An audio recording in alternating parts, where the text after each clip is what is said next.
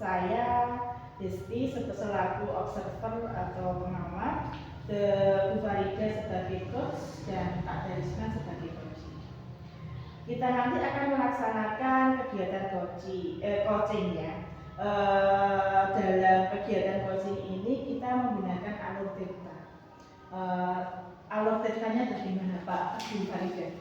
Ya, alur tetanya ada 4 gitu, meliputi 4, ada nanti tujuan, identifikasi, kemudian rencana aksi dan tanggung jawab. Sebelum melakukan coaching, tadi kan ada 3 kompetensi yang harus dilakukan ya. Yang pertama ada kehadiran penuh, yang kedua mendengarkan aktif dari coaching, yang ketiga mengajukan pertanyaan yang berbobot. Dari 3 kompetensi itu, yang Ibu tekankan yang mana ya? Yang pertama yaitu kita harus hadir penuh dalam kegiatan coaching ini. Berarti jadi alur theta itu diterapkan yang dilakukan oleh coaching ya. Selanjutnya waktu saya serahkan untuk kegiatan coaching pada pagi hari ini. Assalamualaikum warahmatullahi wabarakatuh, Pak Darisman. Waalaikumsalam warahmatullahi wabarakatuh, Ibu. Bagaimana kabarnya hari ini? Alhamdulillah, hari ini kabar saya baik sekali. Hari ini saya mengajak Pak Darisman ngobrol karena terlihat akhir-akhir ini saya perhatikan kok tidak bersemangat ya? Apa ada yang mengganggu pikiran Bapak? Terima kasih Ibu memperhatikan saya dan bersedia membantu saya. Sepertinya saya ini perlu teman bicara untuk menceritakan hal-hal yang saat ini saya rasakan kurang enak Ibu. Akhir ini saya hadapi di kelas itu. Jadi kira-kira apa yang bisa saya bantu, Pak?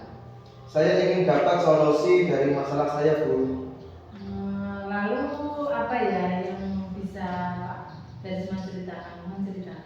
Begini Bu, saat itu saya itu bingung kenapa akhir-akhir ini murid saya itu merasa kurang semangat di kelas, kurang antusias di kelas seperti itu, dan menerima pembelajaran dari saya itu murid itu kurang greget seperti itu. Masih kalau dinilai itu masih 75% itu.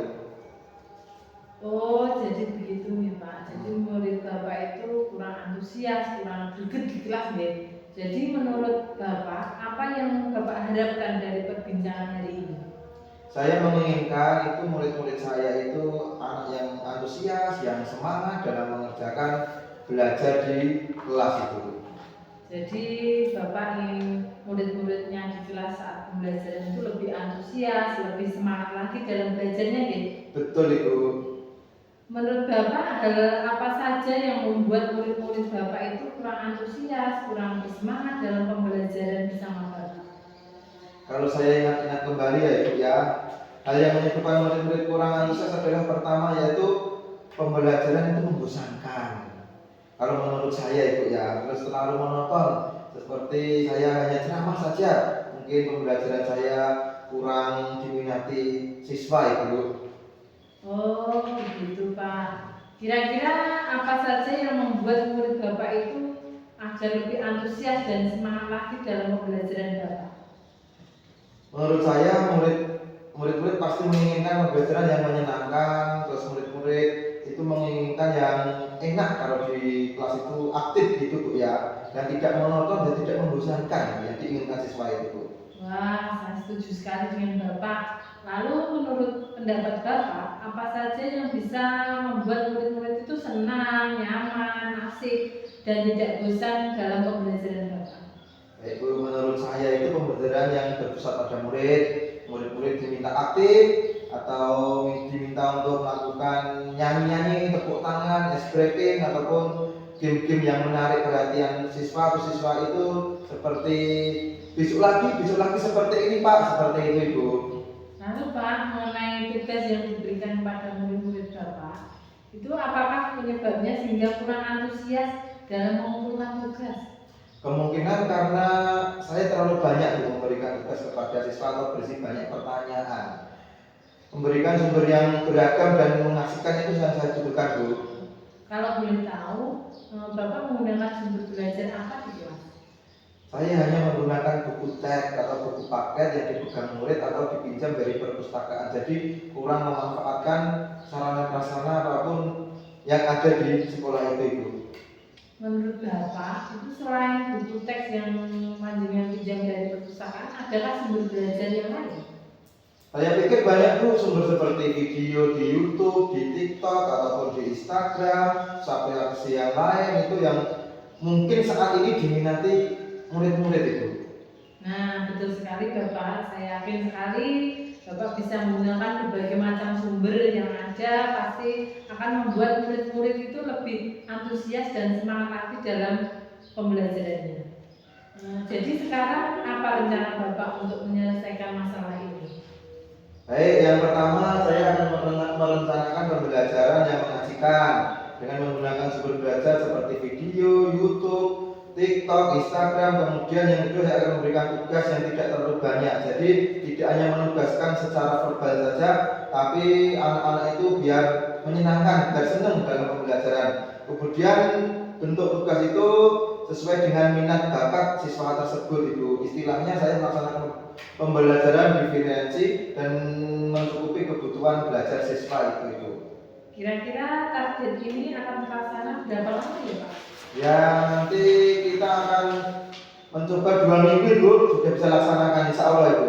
Bagus sekali rencana Bapak, mudah-mudahan berhasil ya Pak. Amin Bu, semoga saja Ibu. Terus apa komitmen Bapak terhadap rencana Bapak ini?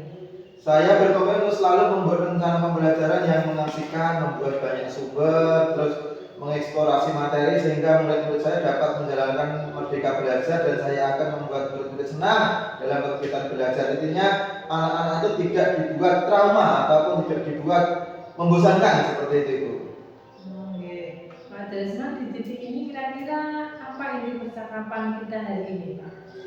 Ya, percakapan hari ini adalah bagaimana kita pembelajaran dapat termotivasi, semangat dalam pembelajaran dan semangat dalam melaksanakan tugas itu. Oke, Pak Desman, mungkin ini menjadi harapan Pak Desman, ya. Nah, saya doakan mudah-mudahan berhasil, ya Pak.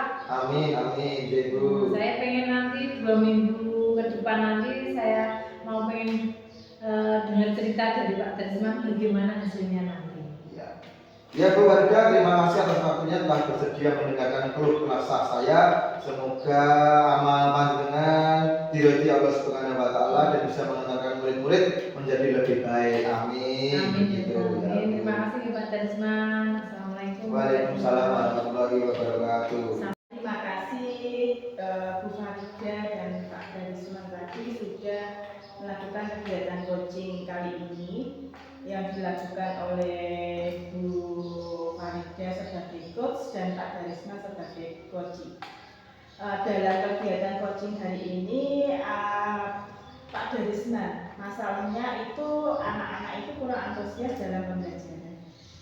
Terus melakukan sharing dengan Bu Farida ditemukan solusinya.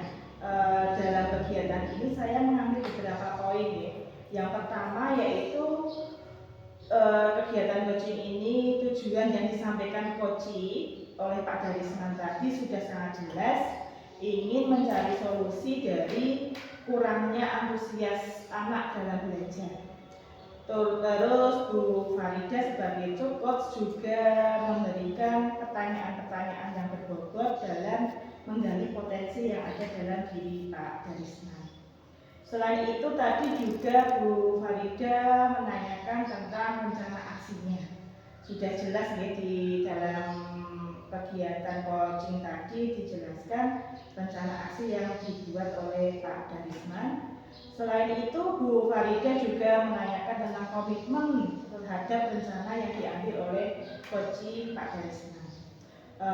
Perlu diingat ya Bapak Ibu, kegiatan coaching ini berbeda dengan mentoring, training maupun konseling. Jadi kalau saya menilai dari kegiatan coaching ini sangat bagus dan luar biasa. Dari permasalahan kita bisa sharing dengan teman sejawat seperti itu untuk mencari solusinya. Terima kasih, saya selaku pengamat mengucapkan terima kasih dalam kegiatan coaching ini. Apabila ada kata-kata yang tidak berkenan, mohon dimaafkan. Wassalamualaikum warahmatullahi wabarakatuh. Waalaikumsalam warahmatullahi wabarakatuh.